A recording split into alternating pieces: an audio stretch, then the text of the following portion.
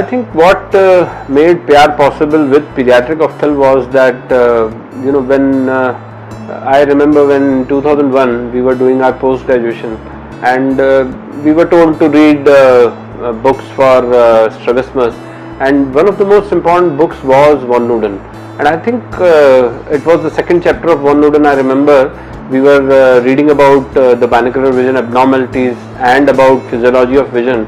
It was a life-changing experience for me, because this was for the first time I was able to understand what exactly means to see, also the physiology of vision, how we see double, and the whole concept of egocentric localization, which means that you see things as yourself as the center of the universe. I think these all things made me really intrigued about the branch, and I personally felt that a connection that this particular branch is the branch which I want to do.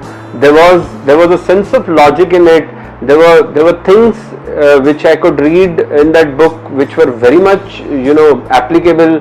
The moment you read the book, you come to your clinics, you can actually see that it works. You read cover test, you can do cover test, and you don't need high-tech gadgetry. So I think that particular book, I would thank von Nuden's book, and I think that particular book was a life-changing experience for me.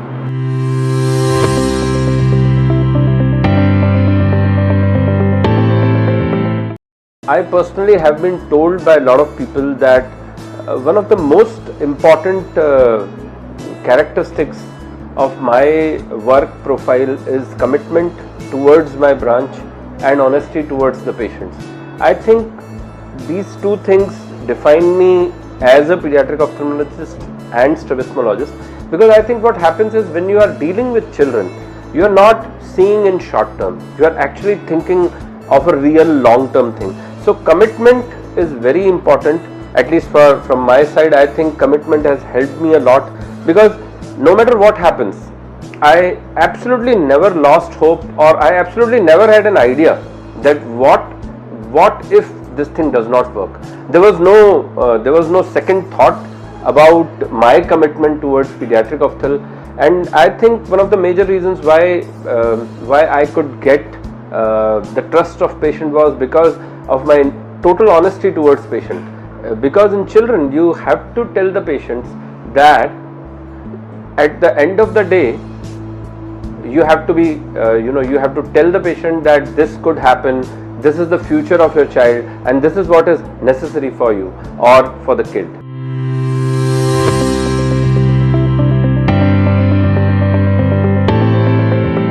I think one of the most important characteristics of strabismus and pediatric ophthalm is the word logic. The simplicity of the branch and the simple logic behind all the things. You don't really need a very high-tech explanation for why things are like this. You just need a simple logic on eye movements. You need a simple logic. The sheer brilliance of the branch lies in the logic of it. Everything is very logical. You can see it and you can prove it that this happens because of this. And obviously the high which you get is that every case is different. It's not, so with due respect to other branches, every case in pediatric ophthalmology is unique.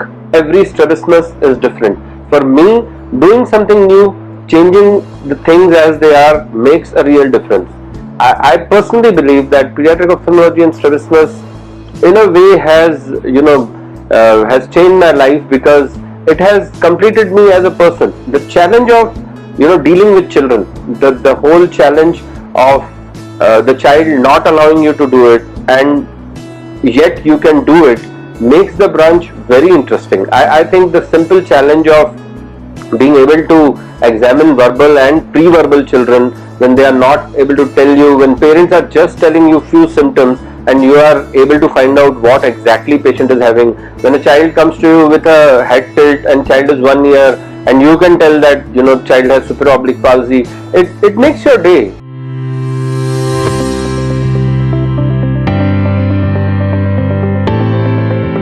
I did my fellowship from Arvind Eye Hospital, Madurai. You have a lot of patients, everything is good. So when you come back from that dreamland, I think challenges are plenty, especially if you are, especially you are the first pediatric ophthalmologist of the state. There is bound to be, first of all, there is lack of acceptance. First of all, what happens is that nobody wants to accept. So that is a denial mode. Nobody wants to actually believe that there is a pediatric ophthalmology is a branch. So I think I would like to quote from Dr. Marshall Park's foreword in Kenneth Wright, where he rightly says that years back, even the branch of pediatrics was not taken seriously, and physicians used to feel that child is just a small adult.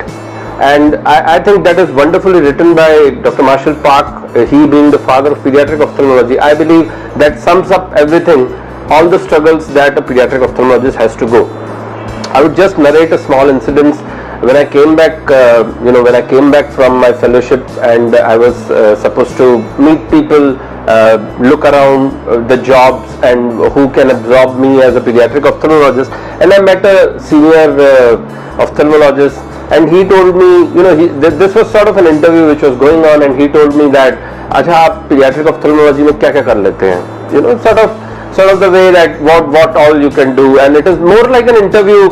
You are going for a matrimony and somebody is asking you, अच्छा आप खाना वाना भी बना लेते हैं. So that kind of interview goes on, and they are not really ready to believe. The whole point is that you have to stick to the goal, do your job, patients will come, but you have to be patient. You have to be patient for the patients to come to you. So you cannot do it in a short time. You are there in here for a long haul. I think what I did was I kept on doing good work, and I got recognized in the end. So I think perseverance and patience is the key when it comes to facing the challenges of pediatric ophthalmology.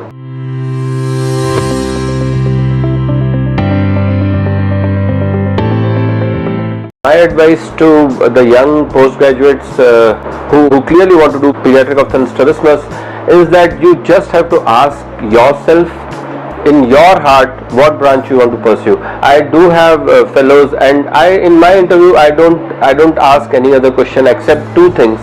One, why do you want to do pediatric ophthalmology? And second, once you learn pediatric ophthalmology strabismus from me, are you going to practice this branch or not? So I think I would like to quote Steve Jobs, his famous graduation speech, where he concluded by saying, "Stay hungry, stay foolish." I think this sums up the whole essence of what exactly we are doing in pediatric ophthalmology. Every day we learn new things, and every day we do things which are new, and then we try to find out what is going on. So remaining foolish is very important. Remaining hungry for betterment of patients is very important. So my point is that you should not just think of whether you are good with kids or not. If you have commitment towards pediatric ophthalmology strabismus, you are bound to be good with children. That is not a problem. The point is you have to think what you want to do. If you think that you want to do one of the best branches, you take pediatric ophthalmology. If you think in general terms, any surgery or any difference that you make in a child's life does give you more satisfaction. It is bound to give you much more satisfaction compared to when you do it for adults.